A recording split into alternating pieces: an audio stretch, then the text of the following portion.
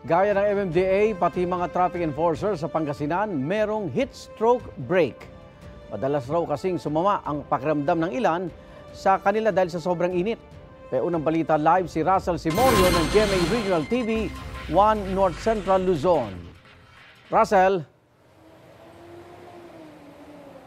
Igan, as of 7 a.m., nasa 33 degrees Celsius ang heat index sa Pangasinan. Inaasahan naman ng Health Authority ang pagtaas ng kaso ng heat stroke at iba pang sakit na nakukuha dahil sa tumitinding init ng panahon. Maghapong nakabilad sa araw ang 38 anyos na traffic enforcer na si Maximo Joseph ng Kalasyaw, Pangasinan. Masakit daw sa balatang tama ng araw at madalas din siyang mahilo. Masyado nang mainit yun, sir. Kaya kailangan na naming sumilong.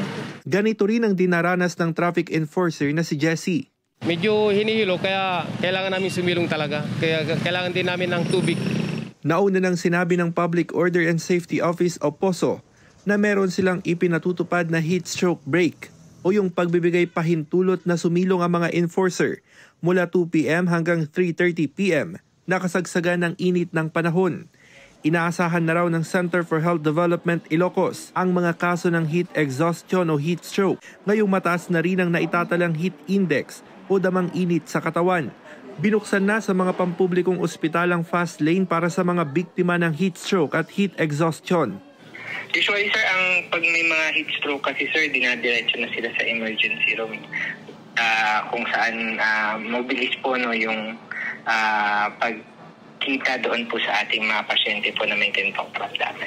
Tiniyak ng CHD na sapat ang supply ng gamot sa mga ospital at barangay health centers. Usually naman po itong mga heat stroke, ang kailangan lang naman po nila no, yung mga supportive na medication. Ilan sa sintomas ng heat stroke ang sobrang pananakit ng ulo, pagkahilo, matinding pagpapawis at mabilis na paghinga.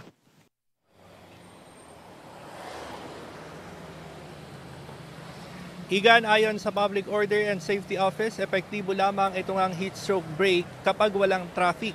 Ibig sabihin, mabibilad pa rin naman sa araw ang mga traffic enforcer kapag nakita na may pagbigat sa daloy ng trapiko. Samantala, paalala naman ng Health Authority sa mga individual na hindi talaga maiwasan na lumabas ng bahay o magkaroon ng mga outdoor activities sa pagitan ng alas 10 ng umaga hanggang alas 3 ng hapon. Naku po, napaka-importante na uminom ng maraming tubig para makaiwas sa dehydration, magkaroon ng sapat na pahinga at magbaon ng panangga sa init. At yan ang latest. Balik sa iyo, Igan. Maraming salamat, Russell Simorio ng GMA Regional TV, 1 North Central Luzon. Igan, mauna ka sa mga balita. Mag-subscribe sa GMA Integrated News sa YouTube. Sa mga kapuso abroad, subaybayan nyo kami sa GMA Pinoy TV at sa www.gmanews.tv.